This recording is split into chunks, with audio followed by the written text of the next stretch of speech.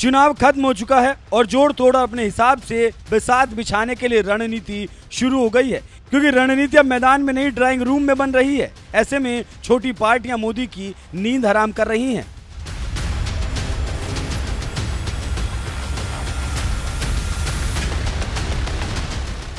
लोकसभा चुनाव खत्म हो चुका है, सारे सांसद दिल्ली पहुंच चुके हैं और मोल भाव भी शुरू हो चुका है।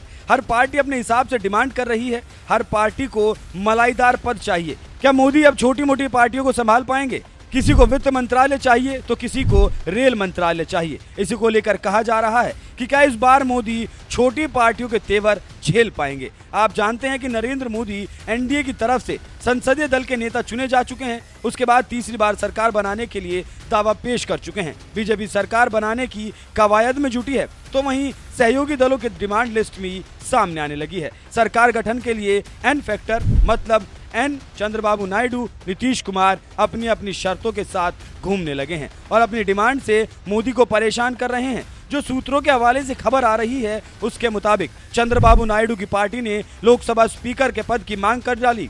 इसके साथ ही साथ कई अहम मंत्रालयों पर भी दावा ठोक दिया है। इसके साथ ही साथ राज्य को चलाने के लिए विशेष पैकेज भी मांगा गया। वहीं नीतीश कुमार 10 साल पहले विशेष राज्य का दर्जा दिए जाने की बात मोदी से उन्होंने कही, उसको याद दिला रहे हैं। इसके साथ ही साथ रेल मंत्रालय भी मांग रहे हैं। तो आप समझ सकते हैं कैसे कैसी डिमांड आ रही हैं।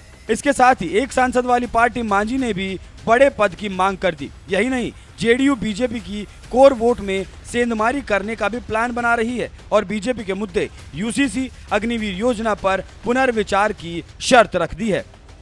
लेकिन दुर्भाग्य देखिए कि 0 सीट वाली रिपब्लिकन पार्टी ऑफ इंडिया के प्रमुख रामदास अठावले ने भी एक मंत्री पद की डिमांड कर दी। तो इससे आप समझ सकते हैं कि मोदी का क्या होने वाला है।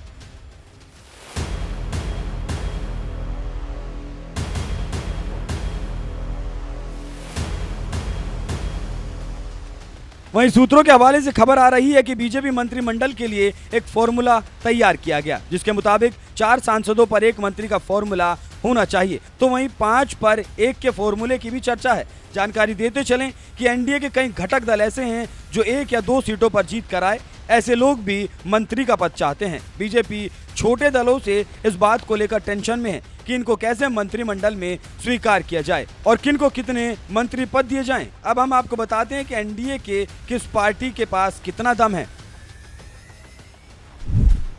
एनडीए के पास 293 लोकसभा सीटें, 240 लोकसभा सीटों के साथ बीजेपी सबसे बड़ी पार्टी।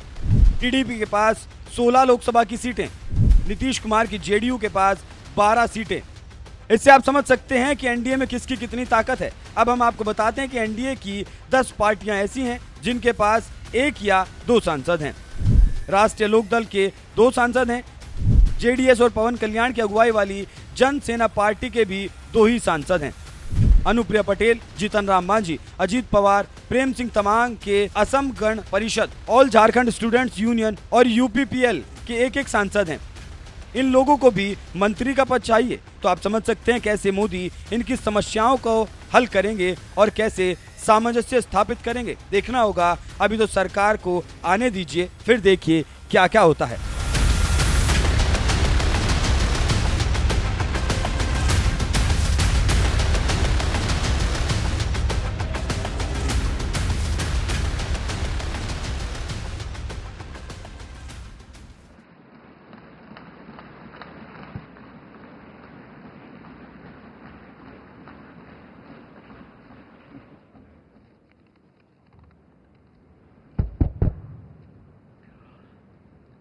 हमारी party Janata Dal United, Bharatiya Janata party संसदीय दल के नेता आदरणीय श्री नरेंद्र मोदी जी को भारत के प्रधानमंत्री पद के लिए समर्थन देती है।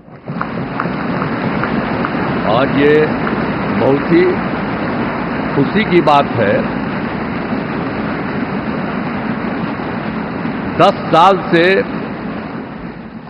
ये प्रधानमंत्री हैं और फिर प्रधानमंत्री होने जा रहे हैं और इन्होंने पूरे देश की सेवा की। अब पूरा भरोसा है कि जो कुछ भी बचा है अगली बार ये सब पूरा कर देंगे और जो भी हर राज्य का है, और हम लोग पूरे तौर पर सब दिन इनके साथ रहेंगे और पूरे तौर पर जो कुछ भी है आज जिस तरह से भी ये करेंगे बहुत अच्छा है। और आप जान लीजिए कि कुछ लोग, हम लोगों को तो अब लगता है कि अगली बार जो आप आइएगा ना, तो इस बार हम देखें कि कुछ इधर उधर कुछ जीत गया है, अगली बार सब हारेगा, हमको पूरा भरोसा है। ये सब बिना मतलब का बात बोल बोल करके क्या किया है? और ये सब कोई काम किया है? उन लोगों ने आज तक कोई काम नहीं किया, देश की कोई सेवा नहीं की है। लेकिन आपने इतनी सेवा की है और उसके बाद इस तरह से हुआ है, तब इस बार फिर जो मौका मिला है, तो इस मौका के बाद आगे अब उन लोगों के लिए कोई गुंजाइश नहीं रहेगा, वो सब खत्म हो जाएगा। अब बिहार, आज देश बहुत आगे बढ़ेगा।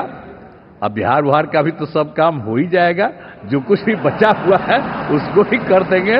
सबसे पुराना इलाका है, तो इसीलिए हम लोग तो पूरे तौर पर हर तरह से जो आप चाहिएगा उस काम के लिए हम लोग लगे रहेंगे और बहुत अच्छा होगा। अब जितने लोग साथ हुए हैं अब बहुत अच्छा है और सब लोग बहुत अच्छे ढंग से अपनी बात कर रहे हैं, तो सब लोग ठीक हैं।